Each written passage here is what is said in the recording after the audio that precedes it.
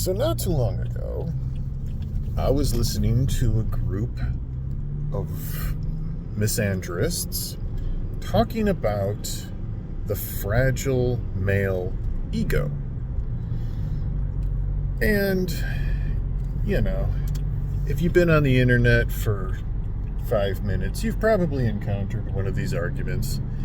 I got to hear them before terms like woke and social justice really got rolling, because I was in college in the late 2000s, and the feminists in my classes were like this. They just could not wait to tell you what a piece of garbage you were.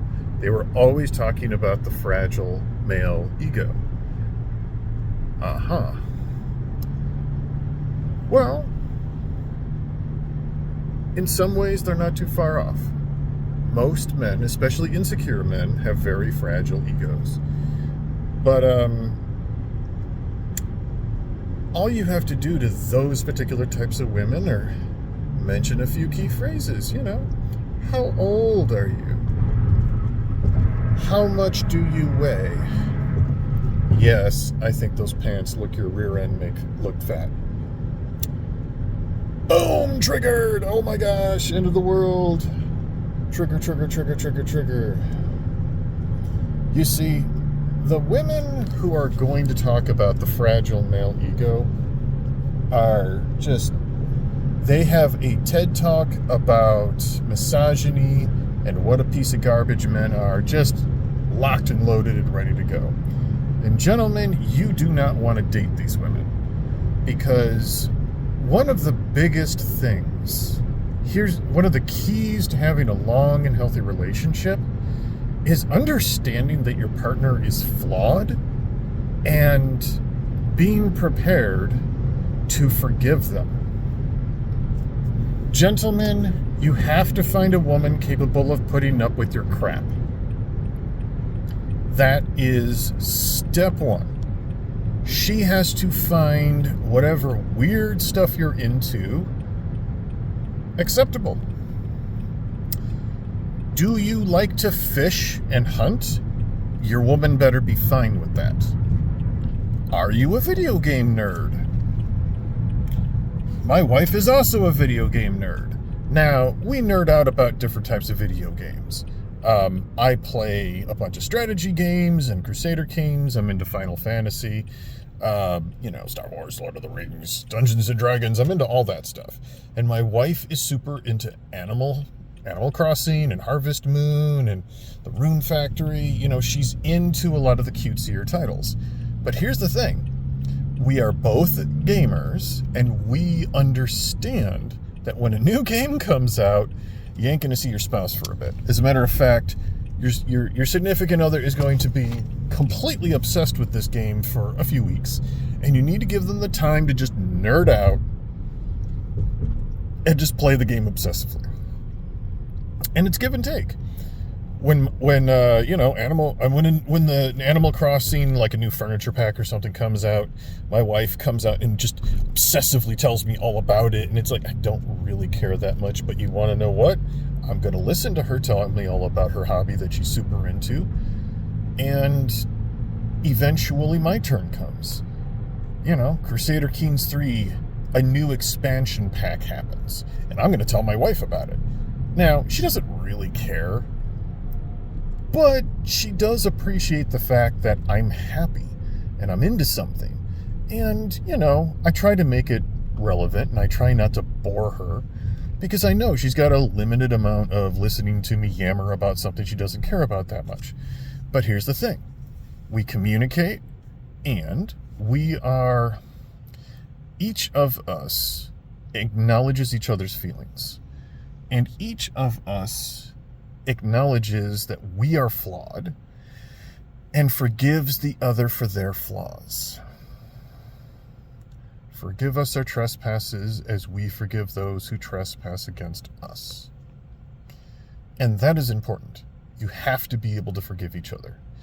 If you have one of those egomaniacs as a partner who remembers every foolish thing you've ever done and then holds it over you later, the way comedians talk about women, Ho, ho, ho. She remembers every bad thing you've ever said and comes home and gets you into an argument so that she can, hold it all over you.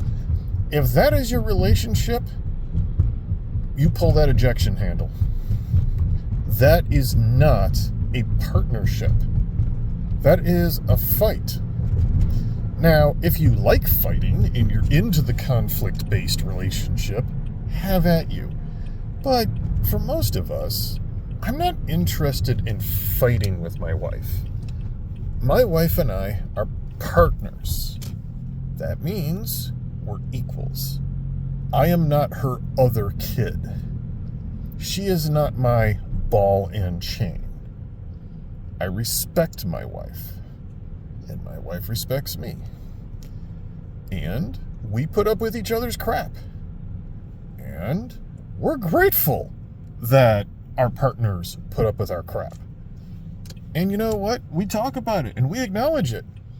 We occasionally thank each other. Thank you for putting up with me and all of my silly nonsense. Now, as of right now, my wife and I, gosh, we've been together for like 15 years. I'll do the math later and find out I was wrong. But it's been a while. We've been together a while. And as a result of that, we're good at this part of the relationship. We trust each other. Trust is paramount. We respect each other. And we are willing to put up with each other's crap. So, ladies and gentlemen and everyone in between, if you are interested at all in sharing your life with another human being, you have to be willing to put up with each other's crap. If you come at them with that nasty, judgy attitude that has been all over our internets and stuff lately, you're not going to be in a happy relationship. You're gonna fight. You're gonna tear each other down. You're gonna make each other miserable. You're gonna hate each other. And if you're with somebody and you don't trust them, don't get married. That's big. I'm serious. You don't trust them? You think they're lying to you? Don't get married. Don't get the state involved in your relationship. It's thousands of dollars to get a divorce. Oh, and, gentlemen, the courts are very likely to tear you up and give your stuff to her.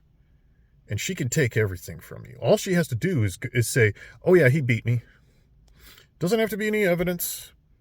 Doesn't have to be any bruises. No. She just has to walk in and say that you were abusive. And now, well, she can do a whole new round of things to you that weren't available before. So, respect one another. Understand each other. This is your partner. And if they're not your partner, and they're not your equal, and they don't respect you, do not latch your soul to theirs, or else they will take pieces of you, and you will die miserable. But hey, that's just my fragile male ego talking.